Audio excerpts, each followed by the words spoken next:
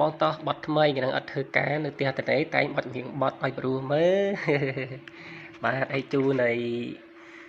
អ្នកស្ដាប់ទាំងអស់គ្នាផងហើយជូនទៅឲ្យចៃដាហ្នឹងគុណច្រើនស្ដាប់មើលព្រោះអត់ចៃដាកន្លែងនោះមានអូនត្រង់នេះធ្លាប់មានថ្លែងចឹងចិត្តស្នេហ៍ធ្លាប់មានសំឡេងបំពេគេងកាយឲ្យស្បាយអរ៉ាមិនដេញពេលនេះមិនឃើញរូបស្ងួនរូបអូនទុំឲ្យបងរੂរងខ្លោចសាបងរងងាឯកាស្រក់ទាំងនេត្រាណាថ្លៃស្ដាំសូសាំសំឡេងរយំអន់លងអន់លូចម្លេះទេធ្វើឲ្យខ្ញុំនឹកត្រង់មានមែនចាស់ស្នេហ៍ដែលធ្លាប់ធ្នមបីរាត្រីស្ងាត់មេតសែនត្រជាក់ធ្វើឲ្យខ្ញុំនឹកនាងពេកក្រៃនឹងស្រនងគេធ្លាប់បំបីថ្នាក់ធ្នមប្រឡាយ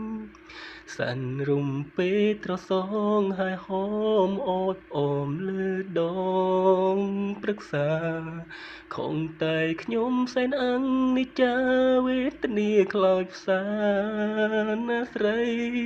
អោស្បៃរាត្រីកុំសនអើ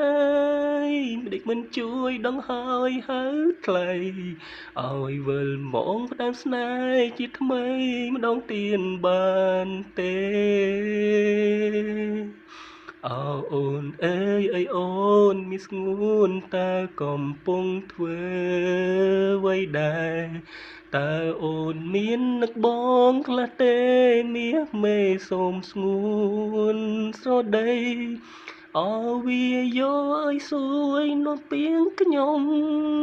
ត្រូវតែមុំចាស់ចិត្តថ្លើមថ្លៃឲ្យនាងឮសូសាំសំដីដែលខ្ញុំត្អូញត្អែជួយប្រាំនាងឲ្យត្រឡប់មកជួបខ្ញុំម្ដងទៀតបានទេទូងបីជីវិតខ្ញុំត្រូវខ្សែក៏ខ្ញុំព្រមសងចិនដែរឲ្យតែបានជួបមុំស្ងួនលើកចុងក្រោយម្ដងទៀតបានទេសារភាពពីងពីស្នេហ៍ឲ្យបានអស់ចិត្តណាថ្លៃបាទចប់ហើយបងផ្ញើជូនអ្នកស្ដាប់ទាំងអស់គ្នាផងបាទ